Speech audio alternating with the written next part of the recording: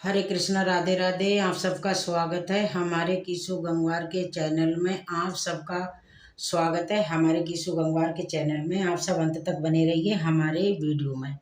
दोस्तों, आज की वीडियो एक बहुत रिक्वेस्टी वीडियो है, क्योंकि बहुत समय से आप सब जानना चाहते हैं कि मुख्य दरबार पे जल छिड़कने का सही समय क्या होता है, किस समय हमें जल छिड़कना चाहिए। मुख्य दरबार पे क्या हमें मुख्य दरवाजे पे जल छिड़कने के लिए स्नान करना आवश्यक है, या बिना स्नान किए ही हम जल का छिड़काव किया जा सकता है। झाड़ू लगाने से पहले या फिर झाड़ू लगाने के बाद जल छिड़कना चाहिए।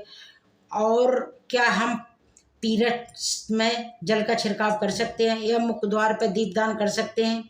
और जल से ही जुड़ा एक और प्रश्न है आपका कि जो मंदिर में प्रतिदिन जल भर के रखते हैं, उस जल का क्या करना चाहिए। उस जल के लिए हम खाने में उपयोग कर सकते हैं, या फिर हम किसी पौधे में डाल सकते हैं, या फिर हम उस जल का उपयोग कैसे करना चाहिए।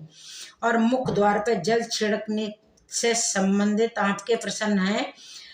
कुछ ऐसे लोग हैं जो किराए के मकान में रहते हैं, एक ही कमरे में रहते हैं, तो उन्हें अपने घर पे मुख्य द्वार पे दीपदान किस प्रकार करना चाहिए, जल कहाँ छिड़कना चाहिए, वो किस जगह को मुख्य द्वार माने, और मुख्य द्वार से जुड़े हुए उपाय कैसे करके करें वो। और इसलिए बहुत महत्वपूर्ण है ये वीडियो, और आप पूरी तरह से ये वीडियो देखिए, और जो जो उपाय इस वीडियो में बताए हैं उस उपाय को करिए, जिससे आपके हर परेशानी में सहायता देंगे। और इन सहायताओं, छोटे छोटे उपाय से घर में जो छोटे छोटे उपाय करते हैं, ये बहुत कारागार होते हैं। इनको जरूर करना चाहिए, आलस नहीं करना चाहिए, क्योंकि ये सब काम महिलाएं करती हैं, महिलाओं के लिए होते हैं। महिलाओं के लिए तो वैसे घर के बहुत काम होते हैं, मगर उनमें सामर्थ्य इतना होता है कि वो सारे काम संभाल के और सब कुछ कर लेती हैं। इसलिए हर घर में महिलाएं हैं और महिलाओं को ये करना है। तो ये जरूर अपने अपने घर के छोटे छोटे उपाय हर महिला को करना चाहिए।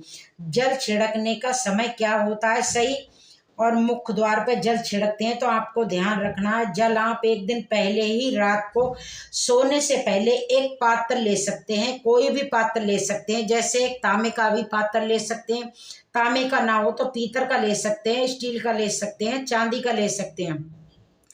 जो भी आपके पास पात्र है उसी पात्र में जल भर सकते हैं। अगर आपके पास गंगा जल है तो उसमें 2-4 बूंद गंगा जल की डाल दीजिए, और नहीं है जल गंगा जल तो शुद्ध जल से पात्र को भर सकते हैं। और उस जल से भरे पात्र को अपने घर की रसोई में रख दीजिए, और अगले दिन सुबह को उठ के आप उसी जल को लेकर अपने मुख्य द्वार पे छिड़काव कर सकते हैं।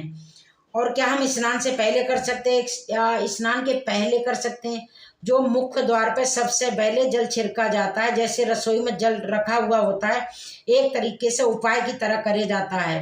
किसी प्रकार की परेशानी हो, दुख दरिद्रता हो, या परेशानियां हो, या कले कलेश बहुत होता हो, या किसी भी परेशानी से आप जूझ रहे हैं और बहुत घिराव आ गया है, कोई रास्ता नहीं है, तो जल रसोई में रखा जाता है, वो सुबह उठ के छिड़का जाता है। इस जल के छिड़काव से आपकी कोई भी परेशानी बहुत शीघ्र ही समाप्त हो जाती है। इस उपाय को करने से आपके घर में सुख समृद्धि आती है, गृह कलेश से राहत मिलती है। किसी बात मानसिक शारीरिक परेशानी हो, या आर्थिक परेशानी हो, या कोई वास्तु दोष हो, किसी प्रकार का ग्रह दोष हो, क्योंकि बुरे ग्रह दोषों का प्रभाव होता है, पर वो सारे दोष जल के छिड़काव से समाप्त हो जाते हैं। तो ग्रह दोषों के प्रभाव से आपको मुक्ति मिलती है, वास्तु दोष के भी सारे दोष समाप्त होते हैं। क्योंकि ऐसा होता है, हमारे छोटे उपाय जरूर हैं, पर ये काम बहुत बड़ा बड़ा करते हैं, और बड़े बहुत कारागार हो जाते हैं। अगर कोई लोग ऐसा सोचते हैं मेरे ऊपर किसी ने कुछ कर दिया है, हम पे पहले कोई परेशानी नहीं थी, अब अधिक परेशानियां बढ़ गई हैं, तो हमारे ऊपर किसी ने कुछ कर दिया है, टोना टोटका में ध्यान चला जाता है किसी पे, और इस तरह से कोई रास्ता नहीं मिल रहा है परेशानी से निकलने को, तो किसी के तंत्र मंत्र का, किसी की बुरी नज़र का प्रभाव है, तो वो भी इस उपाय से एक लोटे जल से आपकी परेशानी, हर तरह की परेशानियां आपकी दूर हो जाएंगी। तो ये घर की सभी परेशानियों का मुक्त करने का रामबाण है और सबसे करने का सरल आसान है। करना बहुत सरल है। आप अपनी रसोई में रात को भर के एक गड़ुआ जल धर दीजिए, सुबह जल्दी उठ के छिड़काव कर दीजिए। अब जैसे ही कि ये जल हमें किस तरह छिड़कना चाहिए, सुबह सुबह सोने होने से पहले सुबह मुख्य द्वार पे छिड़काव हो जाना चाहिए। अब चाहे इसके बाद शुद्ध जल से, दूसरे जल से अपने मुख्य द्वार को धोते हैं तो बाद में भी धो सकते हैं, मगर ये जल छिड़काव सुबह सुबह ही हो जाना चाहिए, सूर्य उदय होने से पहले हो जाना चाहिए। अब आपका अगला प्रश्न है कि हम आपको स्नान करके ही छिड़काव करना चाहिए या फिर बिना स्नान करे भी कर सकते हैं।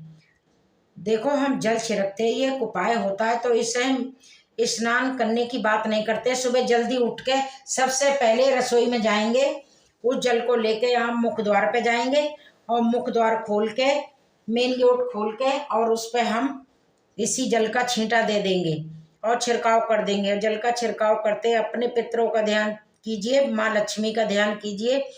कहा जाता है कि महालक्ष्मी सुबह सुबह सबके द्वार पे आती हैं, जिनके द्वार खुले होते हैं, जल का छिड़काव होता है, उनके घर पे वो प्रवेश कर जाती हैं। तो माँ लक्ष्मी का अपना मन में ध्यान कीजिए और प्रार्थना कीजिए, हे माँ लक्ष्मी मेरे घर में प्रवेश करें, मैं आपका स्वागत करने के लिए तैयार हूँ। और उसके बाद अपने पितरों का द्वार कीजिए, ध्यान कीजिए। जहाँ हमारी दहली होती है वहीं हमारे पितरों का वास होता है और हमारे पितर इससे बहुत तृप्त हो जाते हैं, उनकी आत्मा तृप्त हो जाती हैं इस जल के छिड़काव से। जल छिड़के हुए इस कलेश स्नान करने की जरूरत नहीं है, बिना स्नान करे भी कर सकते हैं। अब हम झाड़ू लगा के करें या बिना झाड़ू लगाने से पहले करें, तो देखिए, आप सोकर उठने के बाद में सबसे पहले कार्य जल छिड़काव का है, उसके बाद आप झाड़ू लगा सकते हैं। लेकिन इस चीज़ का ध्यान रखिए, आप जब हम सो कर उठते हैं सबसे पहले बिस्तर पर बैठे हुए अपनी दोनों हथेलियों को जोड़ के और दोनों को हथेलियों को देखा जाता है, उसमें माँ लक्ष्मी का ध्यान किया जाता है, उसके साथ ही पंच देवताओं का ध्यान किया जाता है। पंच देवता कौन कौन से होते हैं? माँ दुर्गा, भगवान शिव, भगवान श्री हरि विष्णु, गणपति गजानंद और भगवान सूर्य देव। पंच देवताओं का ध्यान अपने हाथों में ही करते हैं। और हमारी आगे बढ़ते हैं। फिर हम अगर मंत्र का उच्चारण नहीं याद है तो कोई बात नहीं, अपने इष्ट देवता को और पंच देवताओं का ध्यान करके और आप उठ जाइए और दोनों हाथ जोड़ के सबसे प्रणाम किया जाता है। और उसके बाद अपने हाथ से धरती को छू के प्रणाम करते हैं और उसके बाद हम अपना दाहिना पांव पृथ्वी पर रखते हैं और उसके बाद भी सारे कार्य करते हैं। जल का छिड़काव उसके बाद ही करेंगे। सुबह उठने के बाद सबसे धरती के दर्शन, फिर धरती माता को प्रणाम कीजिए, फिर धरती पे पैर रखिए, फिर रसोई में जाके आपको जल लेना है, फिर मुख्य द्वार खोल के मुख्य द्वारे पे जल का छिड़काव करने, माँ लक्ष्मी और पितरों का ध्यान करना है। उसके बाद आप घर में आएंगे, झाड़ू लगाएंगे, फिर अपना स्नान आदि करेंगे, ये सब उसके बाद होंगे। और उसके बाद में हम जल का छिड़काव कर लेते थे, क्या उसी टाइम हम झाड़ू लगा के पानी लगा के धो सकते हैं? हाँ, कर सकते हैं। पहले आप जो रसोई में जल है उसको जल का छिड़काव कर दे, फिर झाड़ू कर लीजिए और फिर अपना उसके बाद में आधा पौना घंटे के बाद में आप साफ सफाई कर सकते हैं, क्यों इतना टाइम तो लगता ही है। साफ सफाई एकदम तो नहीं हो जाती कि हम ऐसे कमरे में रहते हैं किराए के में, जो हमारे पास एक ही कमरा है, तो हम जल का छिड़काव दीपदान कहाँ पर करें जिससे हम अपना मुख्य द्वार माने। देखिए, अपना जो आपका कमरा है, जो आपका फ्लैट है, जहाँ आपका नियम प्लेट लगा हुआ है, आप उसी स्थान पे दीपदान करेंगे, उसी स्थान पे जल का छिड़काव करेंगे। अगर एक ही कमरे का मकान है तो आपके मकान का दरवाजा है जो आपके रूम का, तो वहीं आप दीपदान भी करेंगे और आप जल का छिड़काव भी उसी रूम के बाहर करेंगे। और आपका अगला प्रश्न है कि आपके पीरस में अपने मुख्य द्वार पर जल का छिड़काव कर सकते हैं दीपदान कर से। देखिए, जल का छिड़काव करने के लिए पीरस से कोई मतलब नहीं हो सकता है। रही बात दीपदान की, तो दीपदान आप कारगर पूजा में आ जाता है, तो पूजा हम बिना शुद्ध हुए नहीं कर सकते।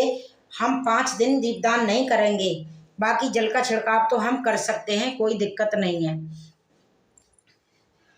अब हम मंदिर में जो जल रखते हैं, क्या वो रखना जरूरी है? तो हम रखते हैं तो उसका क्या करना चाहिए? मंदिर में जल रखना बहुत आवश्यक है। जल एक ऐसी चीज होती है, सभी प्रकार की एनर्जी होती हैं वो ऑब्जॉर्ब हो जाती हैं।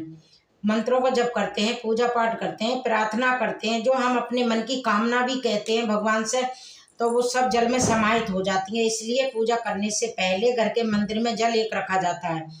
उसके बाद में दीपदान किया जाता है, धूप दिखाई जाती है। तो इसलिए शास्त्रों के अनुसार घर के मंदिर में एक लोटा जल भी हमेशा होना चाहिए। दीपक भी प्रज्वलित करना चाहिए। अब इस जल का क्या करना चाहिए? देखिए, हम इस जल को रखते हैं, सुबह की पूजा में रखते हैं। सुबह हम जल रखते हैं भर के गड़ुआ, और वो जल हम अगले दिन उठाते हैं। अगले दिन पूजा करने जाते हैं तभी हम उठाते हैं उस जल को। तो सबसे पहले उस जल का प्रयोग सुन लीजिए। अपने घर के सारे कमरों में उस जल का छिड़काव कर देते हैं, तो इसके आपका घर के शुद्धिकरण हो जाता है, क्योंकि वो बहुत ही पॉजिटिव से बहुत अच्छा जल होता है। वो किसी भी प्रकार की परेशानी आपके घर में हो तो आप उस जल का छिड़काव करें अपने घर में, तो आप निश्चित ही उन परेशानियों से निजात पा जाएंगे। दूसरा इसका उपाय कर सकते हैं कि जैसे कोई घर में बीमार है तो इस जल को उस व्यक्ति को पीने के लिए दे दो। और ये जल इतना पावरफुल होता है, जिस जल को पीने से बड़ी बीमारियों से धीरे धीरे राहत मिलने लग जाती है। कई बार होता है कि आप कहते दवाई तो हम खाते हैं, दवाई हमें लगती नहीं है, दवाई का कोई प्रभाव ही नहीं देखने को मिलता है। तो ऐसे में वो हम रोगी को जल दिया जाए तो बहुत शीघ्र ही दवाइयाँ सब काम करने लगती हैं। और परिवार में बहुत कलह कलेश रहता है, आपस में हर बात पर लेके मतभेद होता है, तो परिवार के सभी सदस्य थोड़ा थोड़ा पीते हैं तो धीरे धीरे विचारों में परिवर्तन आने लग जाता है। सकारात्मक विचार सबके, और आपका कलह कलेश घर के परिवार का शांत हो जाता है। और मंदिर में जल का अगला उपाय क्या है? अगर आप कोई दुकान करते हैं, व्यापार करते हैं, तो प्रतिदिन इसी जल में से ले जाके थोड़ा सा जल अपनी दुकान पे छिड़काव कर दीजिए। इसीलिए आपका कारोबार बहुत अच्छा चलता है, क्योंकि जैसा ये आपने सुना है, ये वैसे ही जल पावरफुल है। तो इस जल का छिड़काव करने से बहुत सारी परेशानियां सदैव के लिए समाप्त हो जाती हैं। अगर आपके यहाँ कहीं दुकान पे किसी की नज़र लगी है, किसी ने बुरी नज़र लग गई है, जो हमारा काम आगे नहीं बढ़ रहा है, तो इसीलिए आप इस उपाय को कर सकते हैं। निश्चित ही आपको बहुत जल्दी परेशानी से मुक्ति मिल जाती है, और दिन दूनी पलक चौगनी आपके व्यापार में चौगनी बढ़ोतरी होने लगती है। और खाने पीने में भी, खाना बनाने में प्रयोग जब भी करिए जब आपके घर में लहसुन प्याज का भोजन ना बनता हो, तो खाना बनाने में इसका प्रयोग नहीं कर सकते। फिर इसमें सारे मिलकर पी सकते हैं, और बचे हुए जल को आप पौधों में डाल सकते हैं।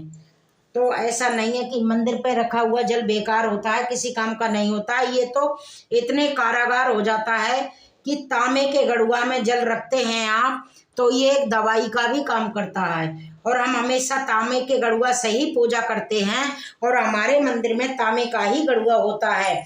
कई लोगों के मुख से सुना होगा कि एक तांबे का गड़ुआ ले लो या तांबे का जग ले लो, कि उस जग को भर के रात को रख दो, सुबह को वही पानी पियो।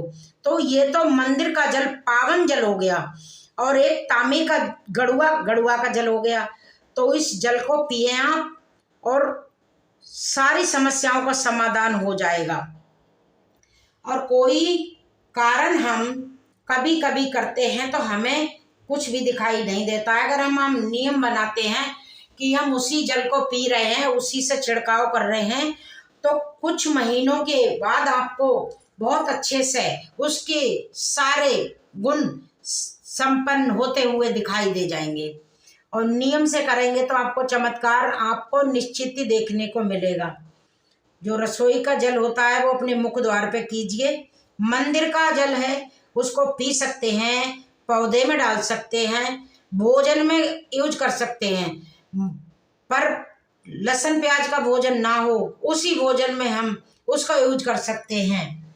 और हम उसको कीड़े मकोड़े क्यों पड़ जाएंगे, हम उसको ढक के रख सकते हैं, क्योंकि हम प्लेट से जल को ढक के रखते हैं और उसके बाद में हम जल ढक देते हैं, जिससे उसमें कोई कीड़ा नहीं पड़े। अगले दिन हम उठाएं तो हमें जल पवित्र जल मिले, उसमें कोई कीड़ा नहीं मरेगा, कोई कुछ नहीं पड़ेगा। तो आप राधे राधे।